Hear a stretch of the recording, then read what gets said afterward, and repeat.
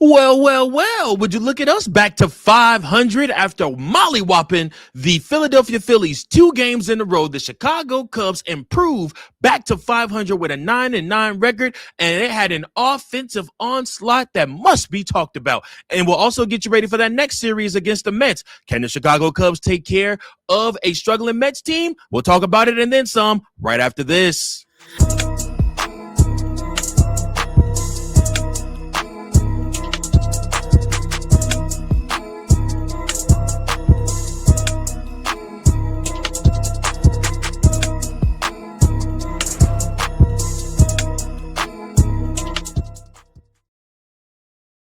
Welcome in to another episode of Chicago Cubs Central, your number one spot for all things Chicago Cubs. Who am I? I am your host, Mike Jones. Welcome in, everybody. I appreciate each and every last one of you for tuning in to this episode. Thank you so much. Make sure you do me a favor. You hit that like button, that share button, and that subscribe button so that you never miss any of the entertainment we have going on right here. You never miss a single episode of Chicago Cubs Central. Listen, I appreciate you guys so much for tuning in, for liking, for subscribing, for sharing, also for your comments. So please leave a comment below. Now, with that being said, the Chicago Cubs do the damn thing and get back to 500, and it was nothing short of amazing on all fronts. The Chicago Cubs give you a glimpse of what they can be. And listen, got to talk about him.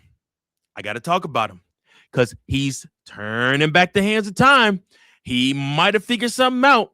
The velocity is ticking up. And if Shota Imanaga can return back to 2024 Shota, the league just might be in trouble.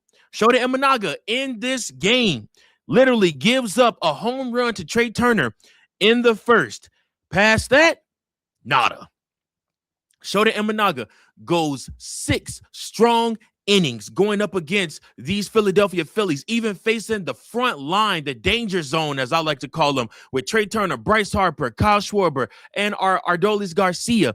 And yet and still, he strikes him out or gets him to fly out, and he handles business. That's right. Shota Imanaga gives you 6 strong innings of baseball. He pitches 3 hits, 1 earned run, 1 walk, 11. 1, 2, 3, 4, 5, 6, 7, 8, 9, 10, 11. 11 strikeouts for Shota Imanaga. Y'all, you can't tell me that splitter not working again. He figured something out with that splitter. And if he gets that splitter going, it's going to be the danger zone for everybody. I'm telling you. Shota Imanaga had through 97 pitches, 67 of them being strikes. He has a 2.45 ERA.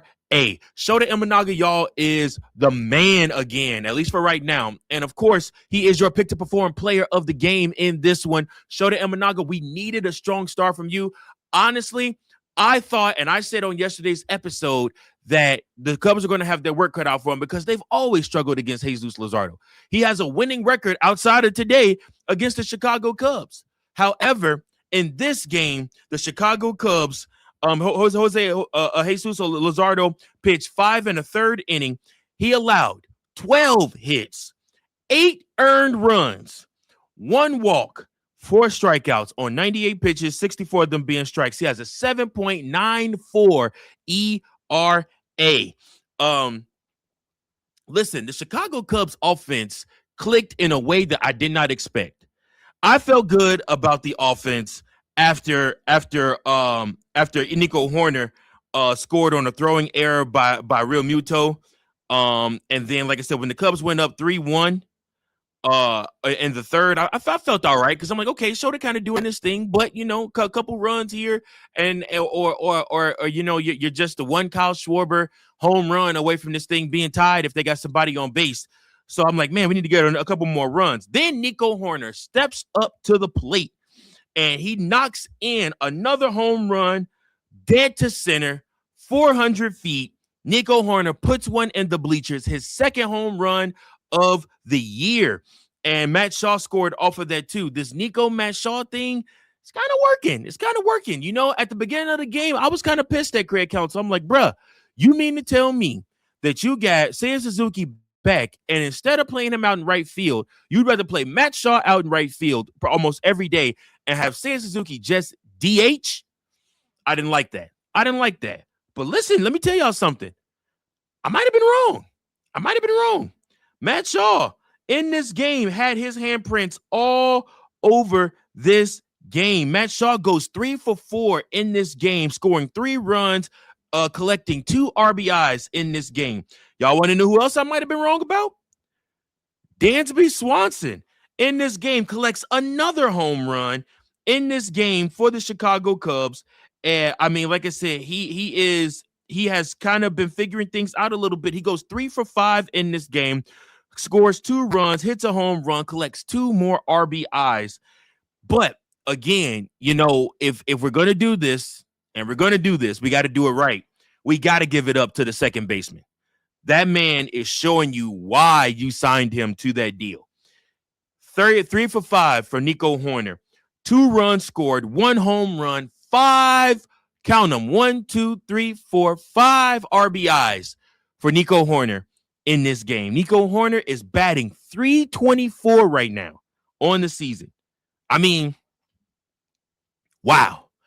Have the Chicago Cubs found their leadoff hitter, or have they found their leadoff hitter?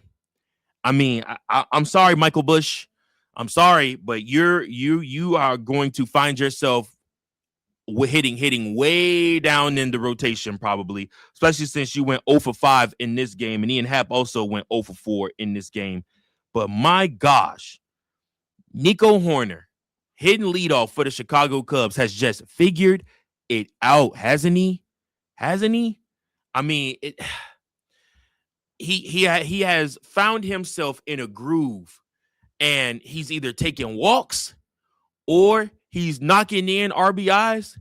And if he can get you, which he's never done in his career before, if Nico Hoerner can get you 16 home runs, that's a hell of a season. That's a hell of a season for that guy. Just keep collecting RBIs, stay healthy. You're one of the best second basemen. Nico Hoerner might find himself representing the Chicago Cubs in the All-Star game this year at second base. And that's saying a lot, because there's some pretty damn good second basemen. If the Chicago Cubs have a winning record, like I said, we absolutely should see Nico Hoerner representing the Chicago Cubs in the All-Star game this year. I mean, the guy is immaculate at second base. He is a multi-time Gold Glove winner, and now he's figuring out the offense part of it. And I am so happy for Nico. I'm so happy for the deal that he got. I'm so happy that he is my second baseman for years to come, because he's good. He's damn good. And we don't need anybody else. We don't. Collect Nico Hoerner, Matt Shaw, and Dansby Swanson. Collectively, these guys right now are leading the team, leading the charge offensively for the team. When those 3 play really good, the Chicago Cubs win usually. So I am super excited for what the Chicago Cubs have coming up. They are 9-9 on the season. Listen, we might find ourselves getting above 500 for the very first time as the Mets losing streak continues. They are now 7 out of 11, and they face Edward Cabrera this coming Friday at 1:20. The Chicago Cubs will welcome the New York Mets this Friday. Edward Cabrera is going to pitch in that game. He is 1-0 with a 1.62 ERA, a whip of 1.14. He has pitched 16 2/3 innings. Now, you look over to the other side, and it's Kodai Senga who is pitching, going to be going for the New York Mets. Kodai has talked about the fact that it has been hard for him to adjust to pitching in the Major League Baseball, and he is having trouble with some of these things. He is 0-2 right now with the 7.07 ER earned run average right now. He has a whip of 1.71, and he has pitched 14 innings collectively for the New York Mets. New York Mets are still without Juan Soto. He could return in the Cubs series or maybe after. I have to do some research on that. But again, first game, you're looking at Dansby Swanson and you're looking at Fernando Alvarez, who are leading each team. You also have Luis Robert Jr., no stranger to Chicago. And like I said, we will have to see what happens here. Nico Horner is leading the Chicago Cubs in RBIs, y'all, with 18 RBIs, 2 home runs, and a 324 batting average. My goodness, I am over the moon excited for what Nico Horner is doing. But that's game 1 at 120 start. Then we turn around and there's a 120 start on that Saturday, and we get to see who our old friend Freddie Peralta. That's right, Freddie is going to be pitching for the New York Mets, his new team, going up against the Chicago Cubs. Chicago Cubs going to have a chance to get a little bit of revenge against Freddie, who loves to come pitch at Wrigley, except for when that wind is blowing out. He is going to be pitching. He's 1-1 with a 3.86 ERA. We will send Jameson Taillon to the mound that day on Saturday for the Chicago Cubs. J-Mo is going to pitch. He is 0-1 with a 4.86 ERA. We'll see what happens, man. Freddie has been the Iron Man for the New York Mets. If there is a game to circle, they win that game, you feel real good about the series. That's the one, because then after that, the Chicago Cubs will send Javier Assad, probably for his last start, back to the mound on Sunday. And they're gonna have sent the Mets are gonna send David Peterson on Sunday, who was 0-3 with a 6.41 ERA, to go up against the Chicago Cubs in that game. So Javier Assad is 1-1 with an 8.10 ERA. That game, you expect the ball to be bouncing around a lot. We got to figure out how to win that series. But listen, take game 1, take it a game at a time. Yeah, like I said, the Chicago Cubs have had success. The Chicago Cubs have had success against Freddie Peralta. So we'll see if they are able to have that success again. This is an opportunity for the Chicago Cubs to turn around and to sweep a team that is very sweetable. So, like I said, it's very, very sweepable. So I sincerely hope the Chicago Cubs are able to come through and get that win. But listen, let me tell you guys something.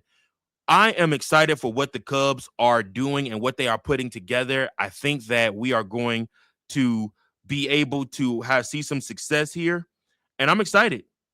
I'm excited for what we're going to do. So listen, I appreciate you guys so much. The Chicago Cubs have a lot going on. But again, it's to the point where we're just excited about the victories. We leave Philly taking 2 of 3. And again, we can hang our hats on the fact that we're back to 500 and you won a tough series against the Phillies. You'll see them again Monday, Tuesday, Wednesday, Thursday of next week. And then you travel to Los Angeles and you got to go up against the Dodgers. And then you got to see San Diego after that. So that will close out. We got what? 4 more series to close out the month of April. And I'm excited, man. We'll see what happens. But listen, I appreciate you guys so much. Make sure that you guys like, share, and subscribe so that you never miss a moment of Chicago Cubs Central. And again, as always, leave a 5-star review if you're over on Spotify or Apple. Until next time, go Cubs, go. Thank you for watching another episode of Chicago Cubs Central, the #1 spot for all Chicago Cubs content. Remember to like, share, subscribe for more Cubs content.